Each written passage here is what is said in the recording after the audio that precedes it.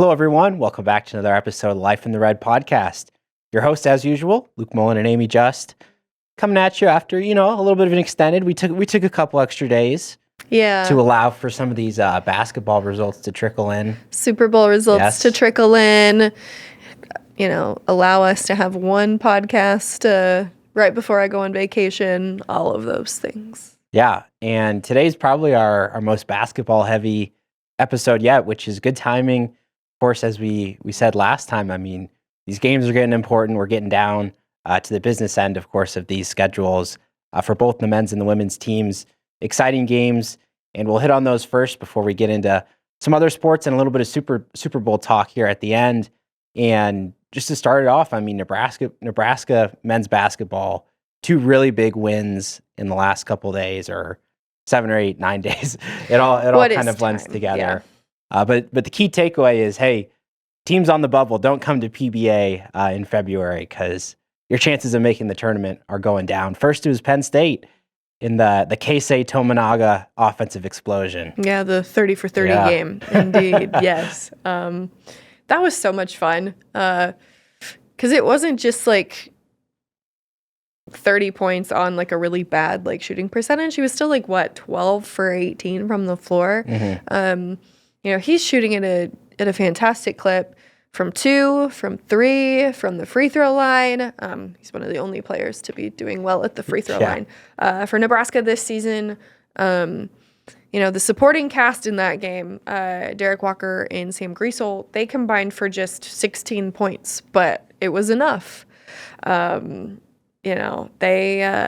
Derek and Sam were finding Keisei. I think the team in total had like 17 assists that game. It was bananas. Yeah, I mean, the thing that really impressed me too is we know Tominaga is great from 3. I mean, that's been his role on this team for several seasons, to be that 3-point shooter. But he's added other shots to his game. I mean, he's probably had those shots too, but he's been taking them and he's been making them at a lot higher percentage rate. And once you add in that 3-point, of course, people are respecting that. He gets those chances to drive a little bit and be more of an all-around guard. And like you said, 17 assists. On the flip side, only 7 turnovers, only 6 fouls total. So 4 more assists than combined turnovers and fouls. I mean, it's a winning formula right there. It is. You wish that Nebraska could do that more often instead of having some stat lines that are the inverse of those things as they've had recently too. Casey's been fun to watch, especially with his driving to the bucket circus shots that he's been doing, but also balancing the threes against Penn State. He had one from the Nebraska logo, and then against Wisconsin he had one from the FNBO logo. It's just what? How does he? I don't understand. We've watched this in the Olympics, we're continuing to watch it now, and I am still in utter disbelief every time he does something like that, because I'm just how? Yeah. He's a magician. There's a Twitter account out there, I don't know if you've seen it, that because it has the outline of the state of Nebraska, it puts the cities on there, and then of course corresponding the states that borders Nebraska. So when he's taking shots from the corner of the logo, it maps it out to the cities he's taking the shots from in real life. Pretty neat there. Yeah, for those deep 3-point attempts. Can't see it on all the shots, only those 3-pointers. And following up, that win over Penn State, kind of sandwiched between 2 very big wins, was a semi-tough loss, 93-72 to Michigan on the road. And kind of an interesting game because got down early, got back in it, and then got down big again. It was kind of some of the same things we've seen all year, where a couple minutes of good play, but couldn't quite string it together. And this one in particular, I mean, defense was really tough. Michigan did a great job carving up that defense. Yeah, and I mean, they shot over 60%, I believe, in the second half. It's just hard to keep up with that. A really, really ugly game for Nebraska that fortunately they were able to put behind them with that Wisconsin win. But yeah, not great, other than Keisei scoring 20+. Yeah, and it's they shot the ball fairly well, but Michigan was just, I mean, they were pretty much unstoppable. I mean, again, we've seen Nebraska dig in for some really good defensive efforts, but it seemed like no matter what rotation or whatever they tried to throw out there, I mean, it was Michigan just found a way to attack it and break it. Yeah, and that's one of those games where you wonder how much of a massive difference Juwan Gary and Emmanuel Bandamel would have made. Would they have won? Would Nebraska have won that game? I don't think so, but I think it would have been a lot closer. Yeah, they would have closed the gap. Nothing you can do about that now. Certainly. Well, hey, like you said, I mean, a real bounce back effort, and in a big way, a really good Wisconsin team comes to PBA and couldn't quite get it done. 73-63. Nebraska beat them on Sunday. And some of the same things we've seen, another big game for Tominaga, 22 points. Derek Walker and Sam Griesel, of course, we know they're not going to change, but Blaise Keita, incredible. You rarely see a player make that big of an impact without really scoring much. I mean, he had 2 points. 2 points, yeah. Yeah, 2 I mean, points. He was all over, though. Yeah, he was. And it just wasn't the 11 rebounds. He had 2 steals as well. And he's a big dude now. He's 6'9", 6'10", something like that. And he's on the floor fighting for jump balls. And one obviously didn't go Nebraska's way, but it helped Nebraska get the ball back for the next one. And it was huge. The impact that he had, I mean, off the bench, not having played much lately since his, high ankle sprain against Queens that had really been bothering him. That game was December 20th, by the way. Super long time ago. A long time, yeah. And he'd played in a handful of games, but never for more than 5 minutes. And he played phenomenally in the role that he was asked of. And, we're talking with Fred Hoiberg after the game, and he was like, this is what we've been practicing for, the opportunity to have 2 big men throw Blaise in at the 5, move Derek to the 4, and that opens things up for them, but also helps on defense when you're playing a team that uses 2 bigger guys down low in a more of a traditional type of offense. So I'm so impressed with him just after everything that has happened since his high ankle sprain. Those are so tricky. But he played through it and he played great. At one point it felt like he played 10, 15 straight minutes without coming off the floor, which is huge for a guy who hasn't had the most game reps as of late. But you knew he was capable of this, right? He had some really big games earlier this season, one against Arkansas Pine Bluff on November 20th of this year. So he can do it. It's just when you are dealing with a lingering injury like that can take a lot of time to heal, sometimes things don't go your way, but it did for him, and he got the first game ball of the season, according to Fred Hoiberg. So yeah, pretty cool. Definitely deserved. And, I was really impressed too, because, I mean, you think about players coming off the bench and you want an impact, of course, but at the same time, you want them to kind of, at least keep the same level as the guy they're replacing. I mean,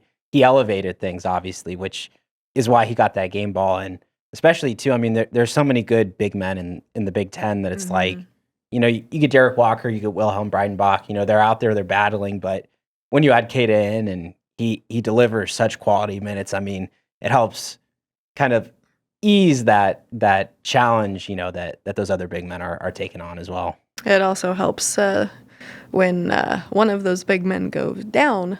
Indeed. That you actually have another one to replace them. Wilhelm is fine, by the way.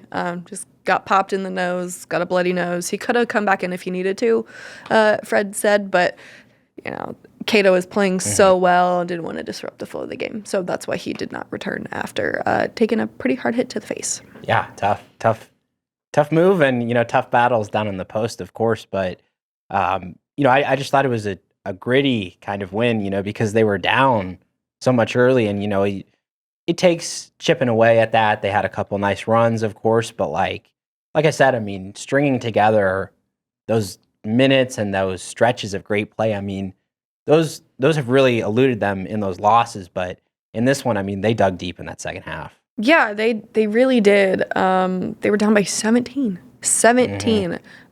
Fred said of all the games that he's been a part of, he's only had 7, 8, or 9 massive comebacks like that. It's not something that happens usually. Yes, basketball is a game of runs, but not quite 17 points. Wisconsin didn't help themselves either. They completely shifted who they were. Their coach, Greg Gard, called it a Jekyll and Hyde situation, and that's very apt because that's what it was. And Nebraska took advantage of it. Yeah, and I mean, crowd was obviously getting very into it. Yeah. And we saw that overtime period. I mean, sometimes it can go either way, and Nebraska just had all the momentum in that. Never let Wisconsin get a sniff in overtime. Yeah, Wisconsin made one bucket in overtime, and it was the first one of overtime, and then it was all Nebraska from there. Mm-hmm, absolutely. And so quick turnaround, going to Rutgers on Tuesday night. Very fast, and a lot of these guys have been playing a lot of minutes, so these midweek road games, I mean, they're really tough sometimes to get the legs under you. Yeah, and going to the East Coast for like the third time in the past couple of weeks, like that's tough. It's going to be even tougher in a couple of seasons when UCLA and USC get added into the conference. That's so much travel, and we will talk about that ad nauseum when that comes to fruition. But yeah, the RAC is a really hard place to play. On the weekend, midweek, whenever, Rutgers has taken down some pretty high caliber opponents in their building this year. So they are definitely not one to overlook. Yeah, that'll be a tough one. And we've seen, the splits, home versus away. They're great. They're a tremendous team at home, but those road games in the Big Ten, very, very difficult. So we'll see what shakes out in that one. But brings us to kind of a big question for this episode. This win over Wisconsin, it's one of the best, I would say, of Fred Hoiberg's tenure. Obviously you look to that Creighton win earlier in the year, was a big one as well. And he's having the most successful season of his career here at Nebraska. Do you think these recent results are kind of putting him in firmly coming back next year? I, even before the season started, didn't think that he would get fired. It doesn't make financial sense. Absolutely. Because his buyout is so big. But also, like, he had just changed things, right? Like, he had just made some changes to the staff, like, before the season started. You want 1 year to try to make that, like, work? Like, no. Like, that's not how that normally works. Like, it just 1 year to make additional progress. And yes, like, things haven't gone well in the past 3 seasons, but I just feel like you need more time. Like, because COVID, that's an excuse everywhere, right? Mm-hmm. But how do you try to build off of COVID? It's really, really hard. There's only one player still here from Fred's first year. One.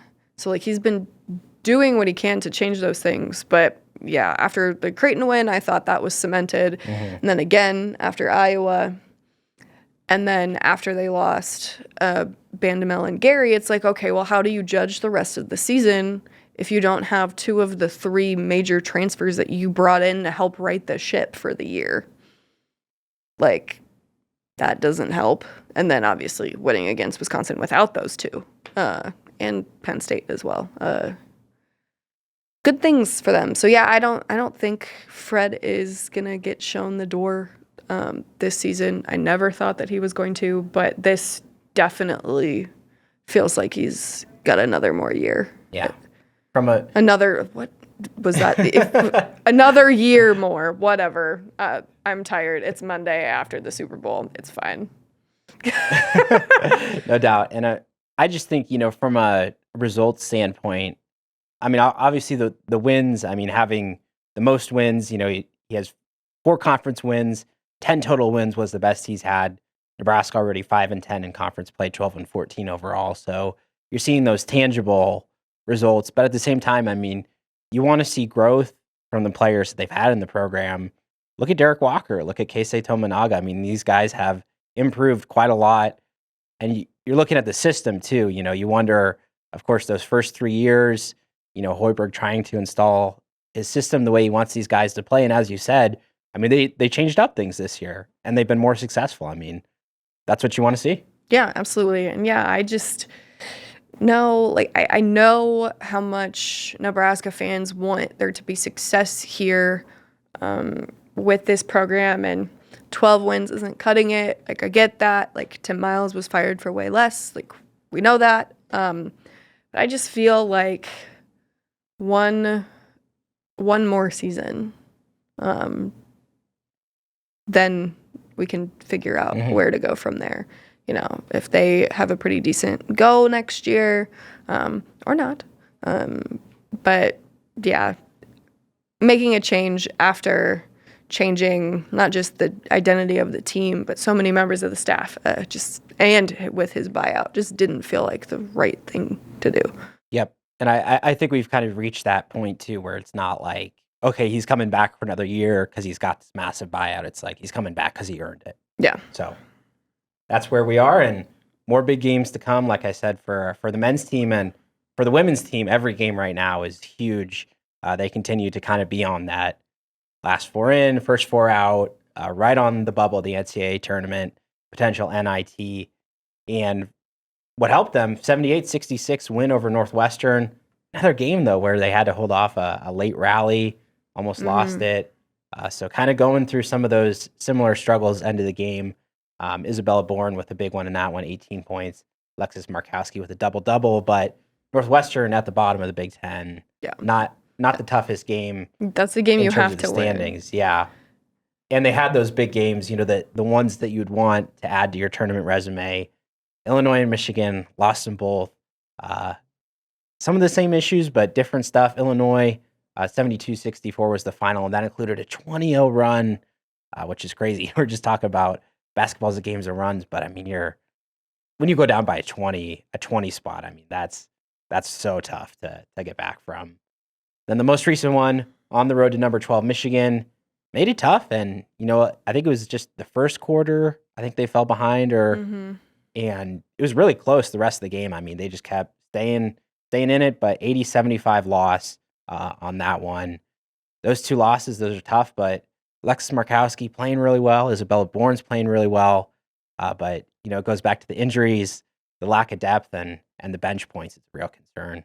What's also a concern, it's very similar to concerns with the men's team, 18 turnovers. 18. You can't turn the ball over that many times and expect to win. Like, that just doesn't happen, especially against a team as good as Michigan.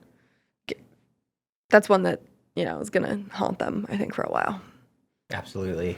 And as I was saying with the bench points, I mean, only 5 points off the bench against Illinois and 10 there against Michigan, which they did score more against Michigan, albeit. But, I mean, great starters, great group, and they are getting good minutes from those players off the bench, but they're contributing in other ways, not by scoring, which you're gonna need some of that to pull out these tough wins. Yeah,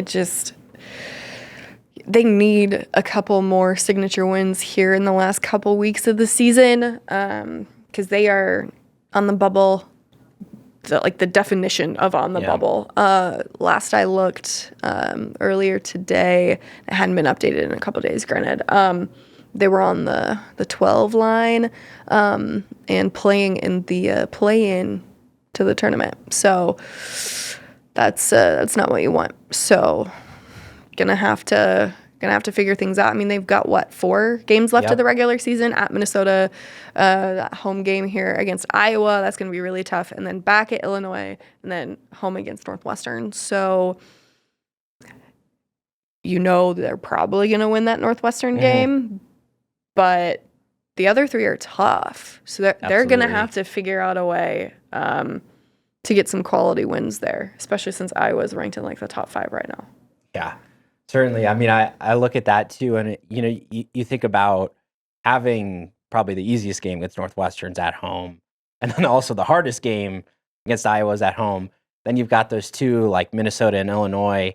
You know, we just saw a very recent matchup, of course, against Illinois, and it was close. But you know, you go on the road. I mean, if they can pull out one of those 2 wins on the road, that will help their tournament resume so much. And of course, I mean, if they pull out a stunner against Iowa, I mean, that would that hopefully lock them into a lot better spot than last 4 in. But yes, a lot to be decided in those 4 games, and as we sit here, I mean, it's like it can go any variety of ways. Those Mm-hmm. games, they could win a bunch, they could lose a lot, or they could split. And we could basically be in the same situation, Yep. in 2 weeks from now. So that's where things kind of stand for the women's team at the moment.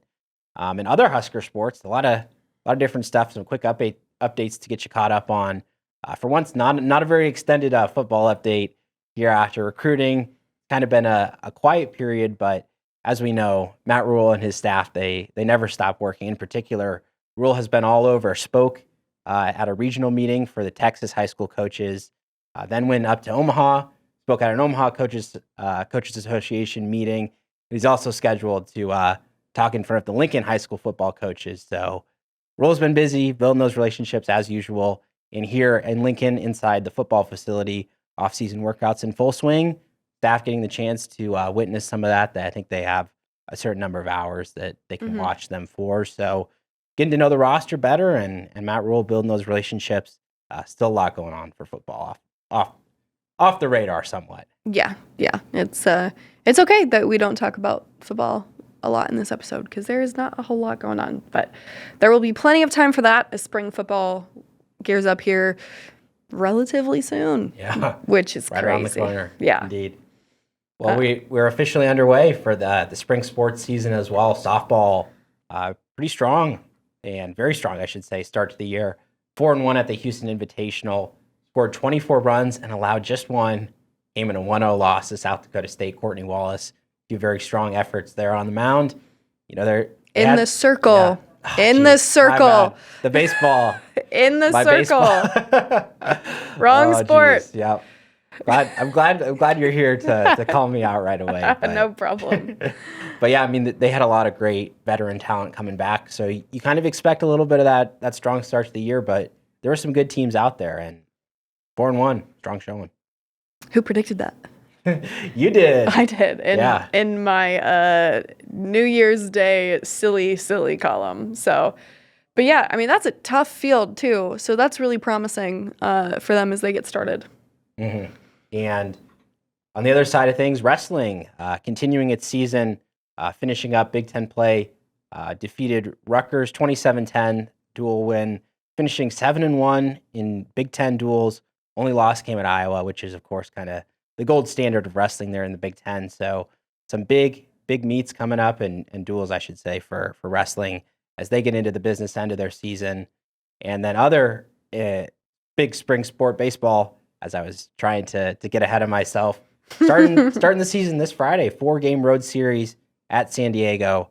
So we will see the first look at the baseball team, a little bit extended series as opposed to 3-game series. And while we're talking about San Diego, quick volleyball note, former Husker setter Ani Evans announced her transfer to San Diego. Really strong volleyball program. Just saw them in the Final Four. They've been doing a really great job out there. Yeah.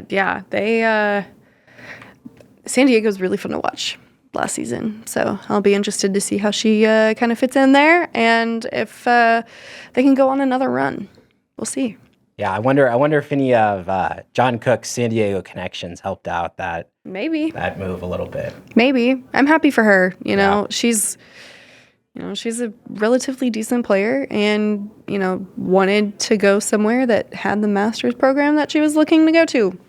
No fault for leaving because Nebraska doesn't have what she wants to study. So yeah, and came in some tough spots too, and gave some quality minutes, and definitely I know worked really hard, very popular among the team. So they'll miss her, but best of luck to her as her career continues out there in San Diego.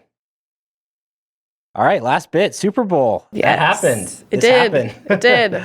Felt weird not being there because I was at last year's. So. Quite a game. 38-35 final score for the Chiefs. In my opinion, honestly, one of the best Super Bowls of the last 10 years. I mean, there's been some really good ones in there, don't get me wrong, but just back and forth. Scoring was up there. It wasn't like that 13-3 Patriots-Rams Super Bowl. That was a real snoozer. I mean, this was exciting action, 2 great quarterbacks going back and forth. Some big plays. Chiefs scored on defense, big special teams play there at the end. I mean, there's a lot to like from a neutral perspective. Yeah, it was really fun. And I don't want Jalen Hurts' performance to get lost in their loss. Yeah. He played so well. And like, wasn't sacked. There's 2 technical sacks, but he ran out of the pocket when he could have thrown it away. Like, whatever. Like, 2 of the best defensive teams. And yet, Patrick Mahomes and Jalen Hurts doing their thing. It was fun for people who like offense. Yeah. No, I mean, good point on Jalen Hurts, too. I mean, he delivered several throws where I was like, I mean, that was the perfect by like inches. I mean, he put it right in stride of his receivers, and then we all know, I mean, his ability in the run game too. It's like the Eagles already do a great job scheming up things, and when he's that talented, I mean, there were several plays where it's like, he just walked in the end zone untouched. He had a couple of those rushing touchdowns, burst a few big ones. Very, very intelligent quarterback, did a great job reading those defenses. Both of them did, obviously, and like you said, credit to both of them for battling so hard. But a little bit of controversy, you could say. Something that you're familiar with from from an end of game perspective, holding these pass interference penalties. This one was, of course, a holding call on James Bradbury there at the end. Any thoughts on it? What did you see? I will read what he had to say. Yeah. It was a holding. I tugged his jersey. I was hoping they would let it slide. That should end the controversy. Yeah. Right there. He knew it was a holding. Like, do you call it there? I mean, so if you want to get into that point, when do you start letting it be a free-for-all with penalties, right? Like, oh, don't call it there. Then, okay, when do you call it? Like, when is the line? And it's just, you have to officiate the game in the way that it should be officiated. It sucks that it came down to that, but, like, he committed a holding penalty, and he knew it, and he didn't get away with it. Sometimes that happens. Sometimes you get away with calls. We see that all the time. But, like, you can't be mad that it was... I mean, you can. You can be mad at anything. But, he knew it was a holding call. And, like, he admitted it and took questions for a very long time about it in a very professional way, which would be really hard to do, right? Absolutely. Like, after losing like the biggest game of your career and you feel that it's your fault. I can't imagine what that would be like. So having a little humanity is always good. But yeah, he said it's a holding call. End of discussion. Yeah, I respect the maturity from Bradbury too, because I think it'd be very easy for a lot of players in that situation to be like, it wasn't a hold, like the refs cost us the game, all that stuff. I mean, it takes a lot to kind of admit that you were the one that was wrong there, as opposed to like these outside forces. Yeah. And it's not like nothing else happened in the game, right? That could have caused the Eagles to lose. Yeah. So, but it was a great game, and it just sucks that an officiating call is what's getting a lot of the attention today. Doubt. And the other thing, I mean, the field surface, I mean, it was like bad, so come on, bad. This is the Super Bowl. Like, surely you've been preparing for this, and they had been preparing for it. Like, don't get me wrong, I'm not saying that like they didn't do their due diligence, but like at the end of the day, you got to get the product right. And when the field, the actual playing surface is giving the players so much trouble, I mean, it took a little bit away from it, in terms of some of the, gameplay, I guess, and still talking about it is a little bit moot at this point. But hey, I mean, it's part of the equation. You got to get that right. Yeah, I hear Sean Payton in my brain ranting about cleats. That's just his obsession with the footwear and wearing the proper cleats is will always be stuck in my brain. Anytime I see somebody slip and fall on grass, I can hear Sean just like screaming at his TV over it. So I like there was a shot from like the Fox broadcast of like shoes just piled up on like the equipment lockers or whatever. They're on the sidelines. I assume they were getting like new studs on the bottom of them or switching them out for ones that had longer ones. I mean, it was probably all hands on deck panic on those sidelines. Yeah. It's brutal. You can't have that. And what sucks is that this, not to put a tinfoil hat on, NFL players and the union have been talking at length all season long about how there needs to be more like actual grass fields and less turf, because turf causes more injuries, especially to your lower body, your knees, ankles, that type of stuff.